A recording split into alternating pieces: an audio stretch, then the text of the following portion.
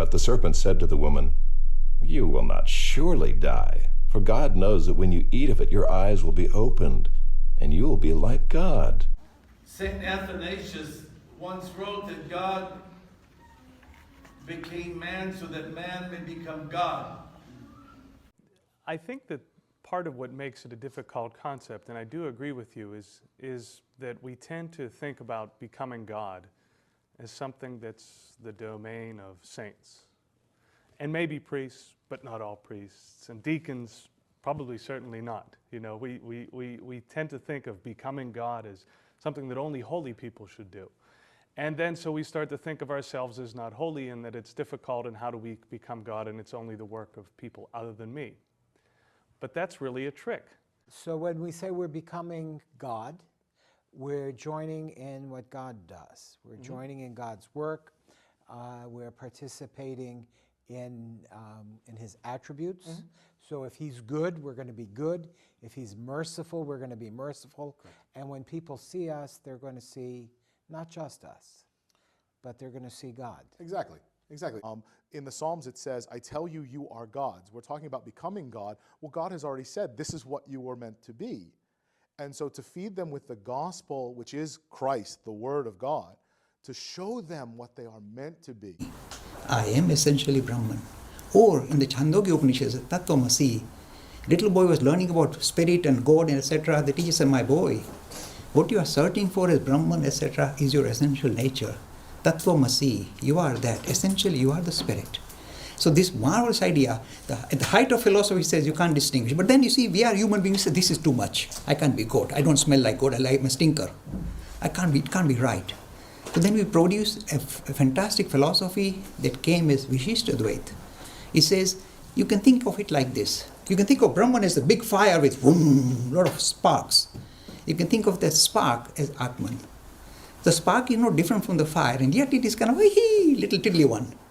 This is the way you can try and somehow live with the idea of Atman and Brahman, because you don't feel, until I experience I am Atman, Brahman, I can't assert that I am God. But in the meantime, what should I do? I said, I'm a little spark. I'd like to speak about the word theosis, or divinization, deification. First of all, it means that we become by grace all that God is by nature. We become by grace all that God is by nature. And if we want to be as He is, we need to become God's by grace.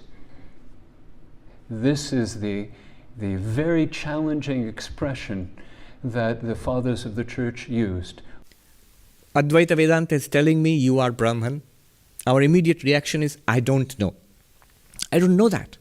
I may hear it, I can listen to it, but I don't feel it, I don't realize it. That is Maya. What is Maya? That I don't know.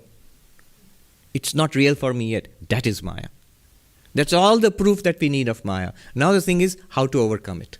How to go beyond that and realize, who am I? And being immortal, of course, we pass from being human to being divine.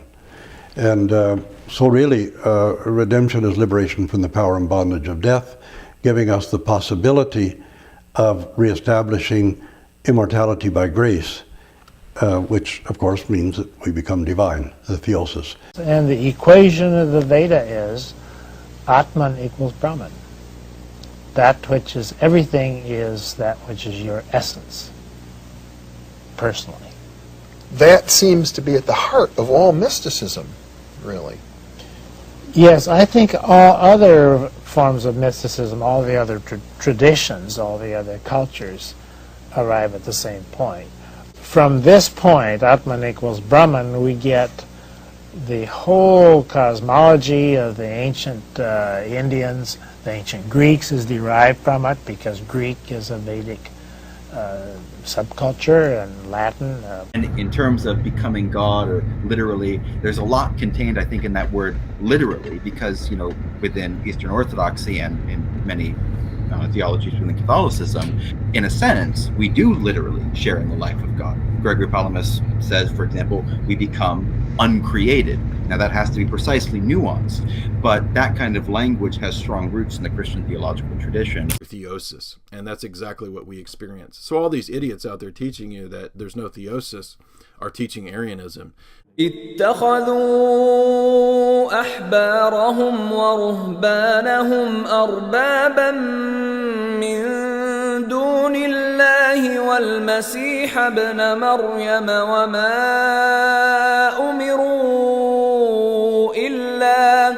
وما أمروا إلا ليعبدوا إلها واحدا لا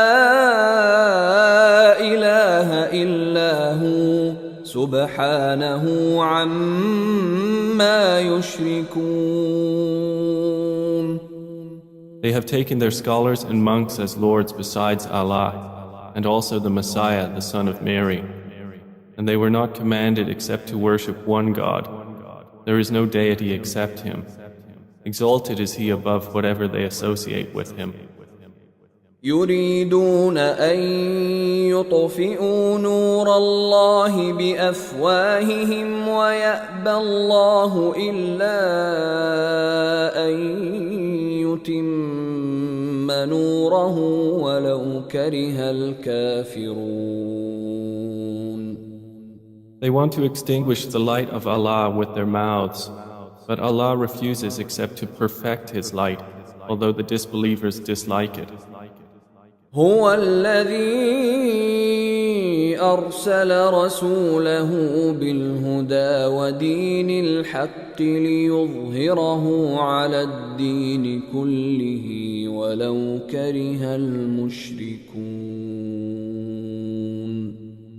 It is He who has sent His messenger with guidance and the religion of truth to manifest it over all religion, although they who associate others with Allah dislike it.